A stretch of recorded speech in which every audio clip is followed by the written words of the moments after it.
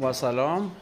اومدیم امروز با آموزش تعویض لنت عقب تیبا، کویک، ساینا، اطلس و سهند. کلی لنتاشون همشون یکیه و هیچ فرقی نداره و بریم و برای تعویض آماده بشیم. خب برای اولین کاری که باید بکنیم اینه که چرخ رو باز بکنیم، البته با مهار کردن ماشین.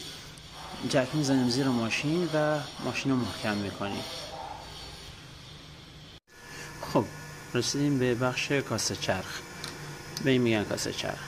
برای باز کردن کاسه چرخ باید این توپک گریزخور رو در بیاریم. برای خارج کردن توپک گریزخور پیشگوشت رو تو این قسمت میذاریم و با چند ضربه آروم به صورت دورانی دور تا دورش میزنیم که خودش آزاد بکنه. حالا یکم پیشگوشت رو میچرخونیم اینجوری، وقتی ضربه زدین فاصله افتاد پیشگوشت رو بچرخونیم که فاصله بگیره، که بتونیم مهره و خاری که پشتشه رو آزاد بکنیم. بریم برای باز کردنش. بعد که ضربه بزنین این کاسه آزاد میشه.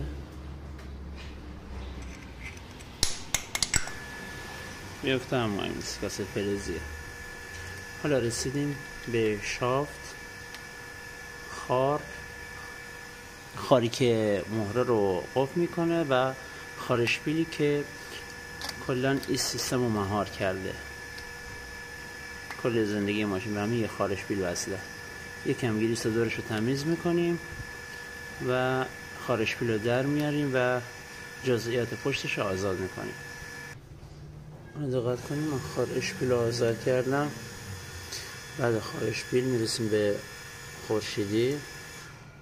اینا خورشیدی ماست که اینا ما آزاد میکنیم. بعد خورشیدی همونطور که گفتم کل چرخ به یه مهره متکیه. این مهره رو با یه آچار فرانسه باز میکنیم. با آچار فرانسه که شل کردیم دیگه با دست هم میتونیم بچرخونیم. با دست مهره رو میچرخونیم که آزاد بشه. کل چرخ شما به این مهره وصله، یعنی این مهره حکم چرخ شما رو داره. خیلی خطرناکه. خب بعد که مهره رو آزاد کردیم میرسیم به بول برینگ. بول برینگ با یه ضربه به کاسه چرخ آزاد میشه. حالا با چکش باید ضربه بزنم. این هم بول برینگ چرخ عقب آزاد شد و الان کاسه آمادن که در بیاد. کاسه واسه در اومدن باید حتما ترمز دستتون پایین باشه که لنتا این ور این ور آزاد کنه. حالا من واسه اینکه چرخو بتونم راه کارم انجام بدم ترمز دستی بالا، ترمز دستی رو میدیم پایین و کاسه رو آزاد میکنه. خب حالا کاسه ما آزاد شد. رسیدیم به بخش لنتا. همونطور که میبینید لقمه لنتا خوبه ولی جنس نامرغوبه. با اینکه جنس شرکتی روشن انداختن ولی نامرغوبه و از بس که جیر میکشه نشارم که این لنت رو عوض بکنم. خب الان لنت جدید سوار کردیم. برای فیلم برداری مراحل خیلی سخت، چون تک دست بخوام فیلم بگیرم و اینا، ولی بهتون توضیح میدم. 1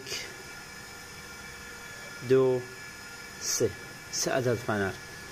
اینا رو باید آزاد بکنین با یه انبرده است. از این طرف میگیرین و آزادش میکنین این و این که ارزن بازار آزاد بشن و اینا رو با یه دنباری که یا بازم با انبرده است فشار میدین رو به داخل، اطراف رو فشار میدین. یه حالت خارمانندی داره. قشنگ اگه رو به هم قرار بگیرن آزاد میکنه. این فنر رو کاسه رو در میارین ولی مواظب باشین که گم نشن. دو طرف رو آزاد میکنین. لنت میاد بیرون. اگه لنت اومد بیرون تنها چیزی که میمونه سیم ترمز دستیه که این قسمته. یه دنباریک میزنین، فنر رو میکشین عقب که سیم بتونه آزاد بشه و در بیاد. لنت جدید رو جا میذارین. تمامی مراحلی که الان بهتون گفتم و برعکس انجام میدین. سیم ترمز دستی رو جا میزنین، فنرها رو سوار میکنین و کاسه ها رو قفل میکنین و میریم برای سوار کردن کاسه چرخ و گذاشتن بول برینگ رو تست کردن. البته مراحل واسه دو طرف همینطوریه، یعنی فرق نمیکنه شاگرد راننده باشه، کاسه چرخ هر دو طرف عین همه.